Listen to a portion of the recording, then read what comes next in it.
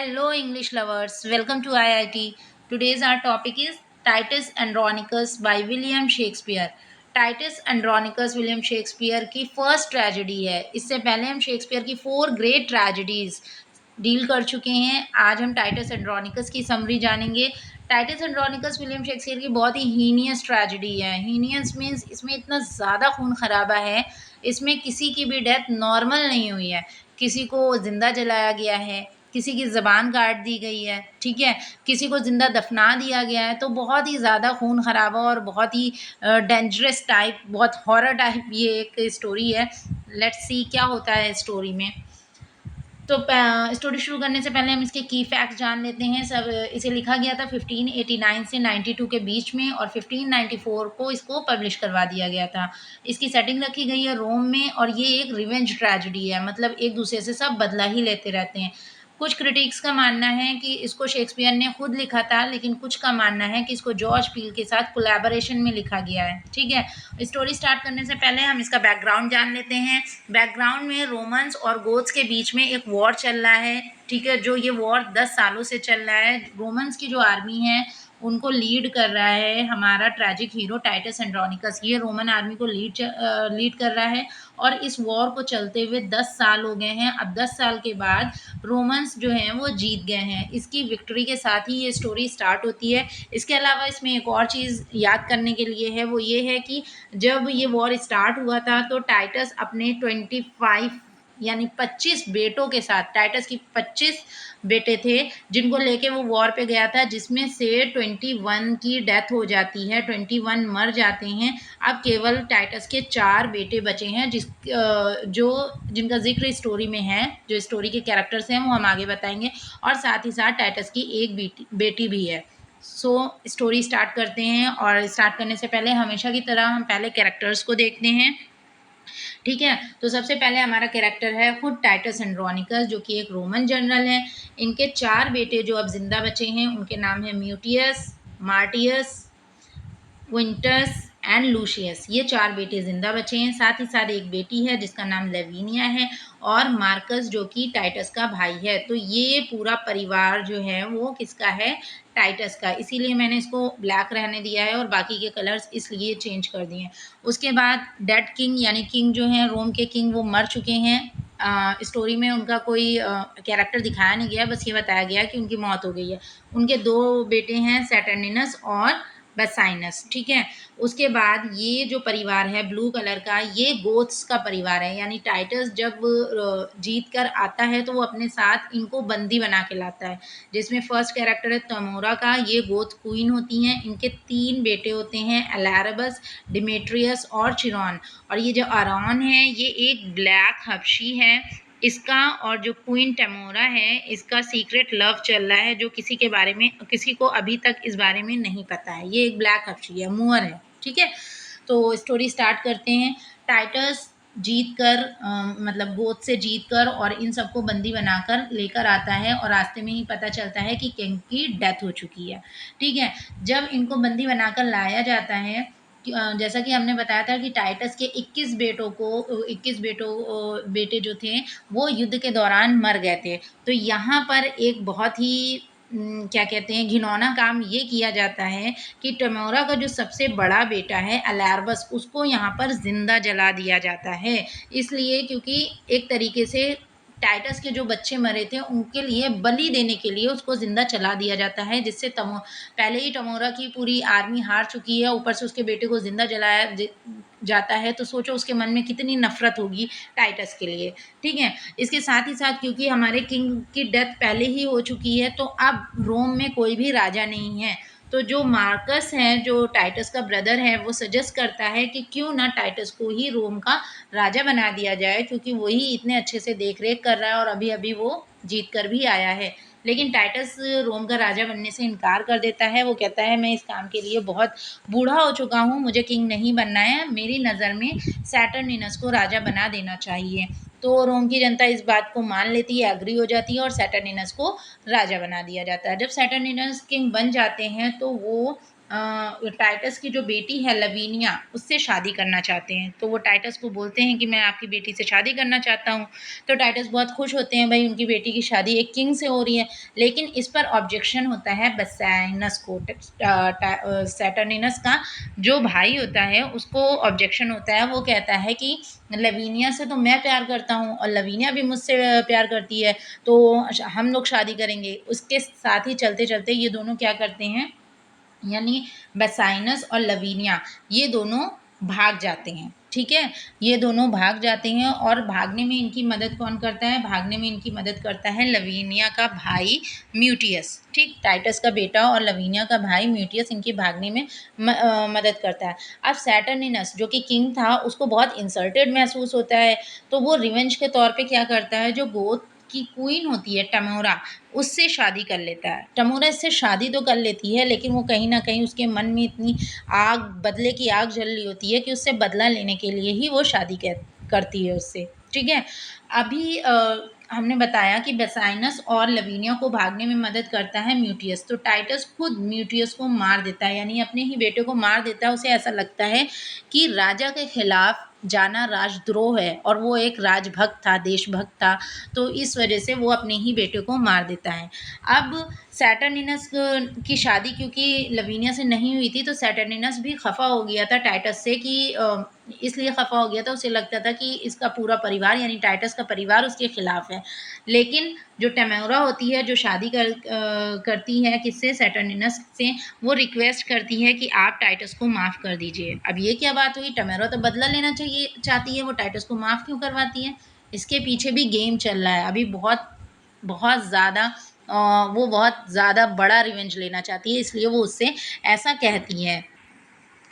टमोरा के कहने पर सैटर्निनस टाइटस को माफ़ कर देता है। ठीक है, इस पर टाइटस अपने घर दावत रखता है और बुलाता है किसको, किंग सैटर्निनस और क्वीन टमोरा को, और कहता है कि आप हमारे घर आकर हम लोग साथ में हंटिंग के लिए चलेंगे। ठीक है, जिसको सैटर्निनस एक्सेप्ट कर लेता है। लेकिन पीछे से आरोन, आरोन कौन, टमोरा का जो सीक्रेट लवर था, आरोन क्या करता है, टमोरा के दोनों बेटे कौन, डिमेट्रियस चिरॉन, अलार्बस की तो मौत हो चुकी है, डिमेट्रियस और चिरॉन को बुलाता है और उनसे कहता है कि तुम पीछे से जो लवीनिया और बेसाइनस भाग गए हैं, लवीनिया का जाकर रेप कर लो और बेसाइनस को मार दो। जो टमोरा के दोनों बेटे होते हैं वो ऐसा ही करते हैं, लवीनिया का रेप कर लेते हैं और बेसाइनस को मार देते हैं। लेकिन वो लवेनिया का रेप करने के साथ-साथ उसकी ज़ुबान भी काट देते हैं और उसके दोनों हाथ काट देते हैं ताकि वो किसी से कम्युनिकेट ना कर पाए, उसको मारते नहीं हैं। तो आरोन और साथ में क्या करता है, आरोन एक पीछे से एक और काम करता है, वो सैटर्निनस को एक लेटर लिखता है और उस लेटर में ये लिखता है कि तुम्हारे भाई बसाइनस को टाइटस के दोनों बेटे कौन, मार्टियस और क्विंटस ने मारा है। म्यूटियस तो पहले ही मर चुका है, तो लेटर में लिखता है कि तुम्हारे भाई बसाइनस को मार्टियस और क्विंटस ने मारा है, क्विंटस ने मारा है। लूशियस का नाम इसलिए नहीं लेता है क्योंकि लूशियस उस समय बाहर था। ठीक है, अब जाहिर सी बात है जब राजा को पता चलता है कि उसके भाई की मौत इन दोनों की वजह से, इन दोनों ने उनकी हत्या की है, तो उसे बहुत गुस्सा आता है। तो वो क्या करता है, वो ऑर्डर देता है कि इन दोनों को बंदी बना लिया जाए, किसको, मार्टियस और क्विंटस को बंदी बना लिया जाए। तो उसके ऑर्डर के अकॉर्डिंग उसे इन दोनों को बंदी बना लिया जाता है। टाइटस सबसे भीख मांगता है कि मेरे बेटों ने ऐसा नहीं किया है, उसे छोड़ दें, लेकिन कोई उसकी बात नहीं सुनता है। अब आरॉन एक और गेम खेलता है, वो आता है किसके पास, टाइटस के पास, और उससे कहता है, उस अपने साथ एक लेटर लेकर आता है और कहता है अगर तुम अपना एक हाथ काट कर दे दो तो किंग तुम्हारे दोनों बच्चे को छोड़ देंगे। तो टाइटस कुछ नहीं सोचता है, वो उसी वक्त अपना एक हाथ काट कर आरॉन को दे देता है। लेकिन आरॉन उस पर भी उसके बच्चों को, उसके बेटों को छोड़ता नहीं है, बल्कि क्या करता है, इन दोनों के सर काट कर, मार्टियस और क्विंटस के सर काटकर टाइटस के पास भिजवा देता है, मतलब दोनों को मार देता है। इस पर टाइटस बहुत ज़्यादा गुस्सा हो जाता है और अब रिवेंज लेना चाहता है। इसी टाइम जो मार्कस है, टाइटस का भाई, उसको लवीनिया जंगल में मिलती है उस बुरी हालत में कि उसकी ज़बान भी कटी हुई होती है, उसकी ज़बान काट दी गई होती है और हाथ नहीं होते हैं। तो मार्कस लवीनिया को लेकर टाइटस के पास आता है। टाइटस को लवीनिया की हालत देखकर बहुत दुख होता है, लेकिन वो से कुछ पूछ नहीं सकता और वो कुछ बता नहीं पाती है। लेकिन एक दिन लवीनिया ओविड की एक बुक पढ़ रही होती है। इस बात का ध्यान रखना, लवीनिया किसकी बुक पढ़ रही होती है? ओविड ने लिखी होती है वो बुक, और बुक का नाम होता है मेटामॉर्फोसिस, और ये बुक नंबर 6 होती है। इसके में जो लीडिंग कैरेक्टर होती है, जो उसमें जो हीरोइन होती है, उसके साथ भी कुछ ऐसा ही हुआ होता है जैसा लवीनिया के साथ हुआ होता है। तो वो उससे थोड़ा इंकरेज होती है, और जैसे ही वो बुक क्लोज करती है तो वो क्या करती है, एक स्टिक उठाती है अपने मुंह से, क्योंकि हाथ तो कटे हुए बेचारी के, तो अपने मुंह से एक स्टिक उठाती है और जिन्होंने उसका रेप किया होता है यानी डिमेट्रियस और चिरॉन, उनका नाम लिखने की कोशिश करती है और वो नाम लिख भी लेती है। जब टाइटस ये नाम पढ़ता है तो उसे बहुत गुस्सा आता है, और वो अपने बेटे, जो कि अब तक बाहर था, जो अब एक सिर्फ एक बेटा बचा है, लूशियस, उसको बुलवाता है। ठीक है, और उससे कहता है कि तुम सैटर्निनस के खिलाफ एक आर्मी तैयार करो, अब हम फ्रांस पर अटैक करेंगे। तो जब सैटर्निनस को इस बारे में पता चलता है कि लूशियस और टाइटस अटैक करने वाले हैं, तो वो एक मैसेंजर टाइटस के पास भिजवाता है, और मैसेंजर टाइटस से कहता है कि हमारे राजा राजा आपसे शांति से बात करना चाहते हैं। इसी बीच जो टेमोरा है ना, इसको चैन नहीं आ रहा है औरत को, ये टेमोरा अपने दोनों बेटे डिमेट्रियस और चिरॉन के साथ भेस बदल के पहुंचती है टाइटस के घर, पता करने की किंग ने क्यों उसको मैसेंजर को भेजा है और आखिर क्या चल रहा है। भेस बदल के जाती है ताकि कोई पहचाने नहीं, लेकिन तब भी टाइटस उसे पहचान लेता है और वो डिमेट्रियस और चिरॉन को मार डालता है, लेकिन टमोरा के सामने नहीं मारता, यानी टमोरा को इसको इस बात का नहीं पता चलता है कि टाइटस ने उसके दोनों बेटों को मार दिया है। उसके बाद क्या होता है, उसके बाद टेमोरा टाइटस को एक दिन दावत पर इनवाइट करती है। बेसिकली वो उससे रिवेंज लेना चाहती है भाई, क्योंकि उसके अलार्बस का रिवेंज लेना चाहती है, क्योंकि डिमेट्रियस और चिरॉन की मौत का अभी भी उसको पता नहीं है। ठीक, उसके टाइटस उस दावत में जाता तो है, लेकिन वो शेफ़ बनकर जाता है और वहाँ पर कुछ पाइस बनाकर टेमोरा को खाने के लिए देता है। ठीक है, टाइटस जाता है शेफ़ बनकर और टेमोरा को कुछ पाइस बनाकर खाने के लिए देता है, लेकिन उससे पहले ही वो अपनी बेटी लवीनिया, क्योंकि लवीनिया इतनी ज़्यादा तकलीफ़ में होती है, तो एक बाप होने के नाते उससे ये चीज़ देखी नहीं जाती है, तो वो सोचता है मैं अपने बच्चे को इस दर्द से मुक्ति दे दूँगा, और वो लवीनिया को मार देता है। लवीनिया को मार देता है और टेमोरा को कुछ पाइस बनाकर खाने के लिए देता है। लेकिन दोस्तों, ये जो पाइस होती है ना, पता है ये किसकी होती हैं? ये डिमेट्रियस और चिरॉन, जो टेमोरा के बच्चे हैं, दोनों बेटे हैं, उनके मांस से बनी हुई होती हैं। वो इस तरह की पाइस बनाकर टेमोरा को खाने के लिए देता है, और टेमोरा को ये बात बता देता है कि मैंने ये जो पाई बनाई थी, ये डिमेट्रियस और चिरॉन के मांस से बनी हुई थी, और इसके बाद वो टेमोरा को भी मार देता है। जब टेमोरा मर जाती है, इस बात से सैटर्निनस को बहुत गुस्सा आता है। क्यों? सैटर्निनस की तो वो क्वीन थी ना, तो उससे तो गुस्सा आएगा ही। तो सैटर्निनस गुस्से में टाइटस को भी मार देता है।